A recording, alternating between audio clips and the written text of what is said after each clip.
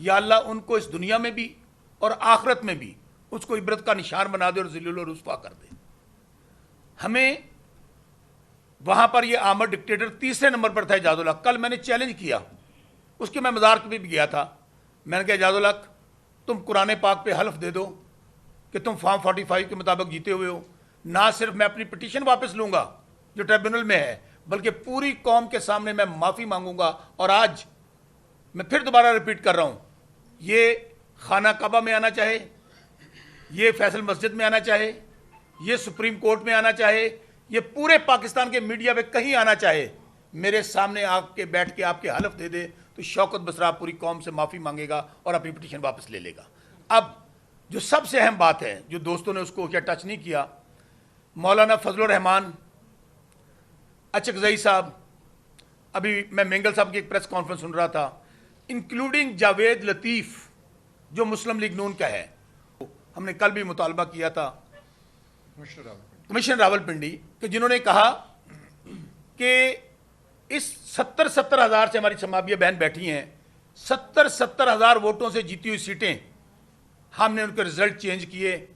और मैं मुतालबा करता हूं, लियाकत चट्ठा के अल्फाज दोहरा रहा हूं कि मुझे और मेरे साथ मुलव्वस कौन है, उन्होंने कहा चीफ जस्टिस काजी फायज ईसा और चीफ इलेक्शन कमिश्नर।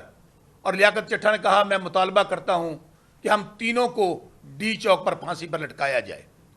फांसी पर तो किसने लटकाना था, वो बेचारा गायब हो गया। काजी फायज ईसा साहब उनको क्यों तलब नहीं करते? इसका मतलब है वो जो बात कर रहा है 100% सही कर रहा है। हम मुतालबा करते हैं लियाकत चट्ठा को पेश किया जाए और उनका बयान लाइव दिखाया जाए पूरी कौम को। और सबसे बढ़कर अगर मेरा जिला 50 करोड़ में बिका है, लाहौर डिवीजन और पिंडी डिवीजन के मुतालिक मैं उन दोस्तों के जो नून लीग के हैं, जावेद लतीफ का बयान बता चुका कि कम अज कम 1 अरब में सौदा हुआ है। और अगर हम टोटल कैलकुलेट करें पंजाब को, तो इसमें अरबों रुपए देकर सीटों की खरीदो फरोख्त की गई और लोगों को फॉर्म 47 दिए गए।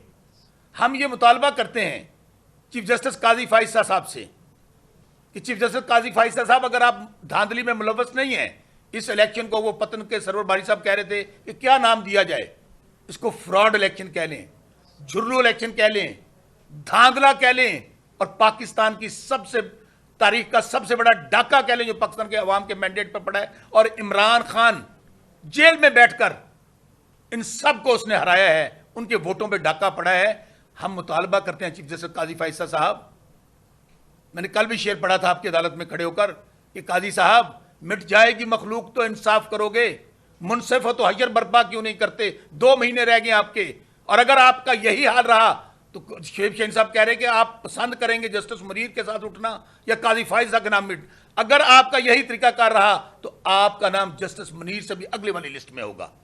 और हम आपसे ये मुतालबा करते हैं कि आप हमारी जो 8 फरवरी की पिटीशन है उसको उठाएं, उसके ऊपर उसको भी समाअत के लिए लगाएं।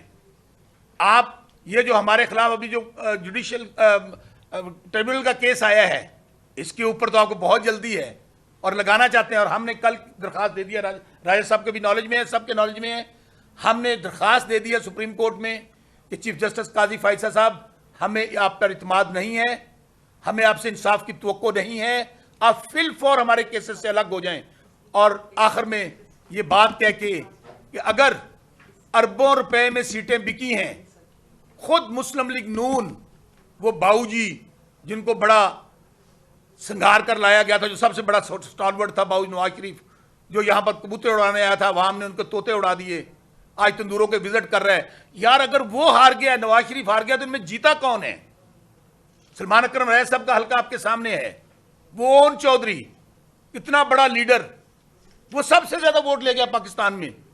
तो मैं बात को मुख्तसर करते हुए अपने हल्के का जिक्र किया कि अगर साबिक आमद डिक्टेटर जनरल ज़ियाउल हक का बेटा जो 50,000 से खान के सिपाही से हारा हुआ है, उसको फॉर्म 47 दे दिया, अरबों रुपए में खरीदो फरोख्त हुई, तो खुदारा ये पाकिस्तान को आप आज इंटरनेट बंद करके आप वीपीएन, खुद वजीर आज़म वीपीएन से ट्वीट कर रहे हैं, सिर्फ धांधली को छुपाने के लिए अपने हर हरबा इस्तेमाल कर रहे हैं।